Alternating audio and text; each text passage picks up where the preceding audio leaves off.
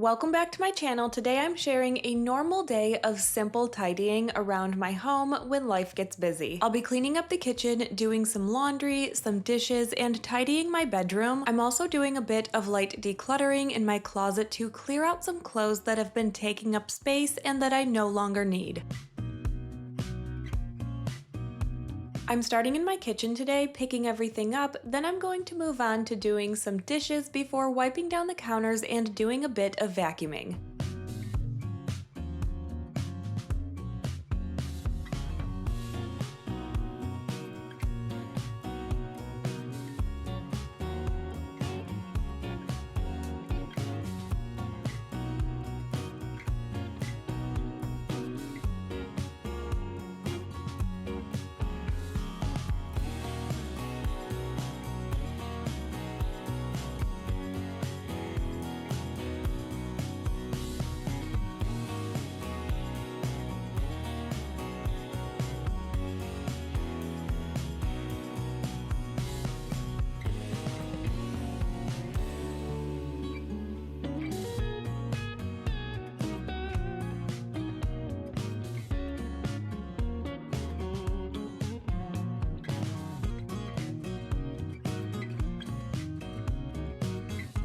Something has been on my mind lately, and I really wanted to share it with you so you know what to expect in upcoming videos. I feel like I've kind of fallen behind in prioritizing my family's health, and I decided I need to start making some changes. I have always wanted to make our food from scratch, but something that's always held me back is that it's very time consuming. So in order to create more time dedicated to making this change, I'm going to be including more cooking, baking, meal prepping, snack prepping here on my channel. And believe me, I am a beginner. I have never made a loaf of bread in my life, so if things don't turn out as planned, you're going to be right along with me while I start this journey. I would say I'm generally a pretty good cook and pretty good baker, so I'm not too concerned, but this will definitely be a trial and error phase, so just bear with me. If you don't like something I'm doing or you don't think I'm doing something right, I'm open to suggestions because this is totally new to me. Everybody starts somewhere, and this is where I've decided to start, just one thing at a time, learning as I go. Usually when I start something like this, I go off the deep end, and believe me, I have already looked at grain mills and buying in bulk. Eventually I will get there, but I decided I need to start a little bit slower and, like I said, do one thing at a time so I don't burn out and I continue to make these healthy choices.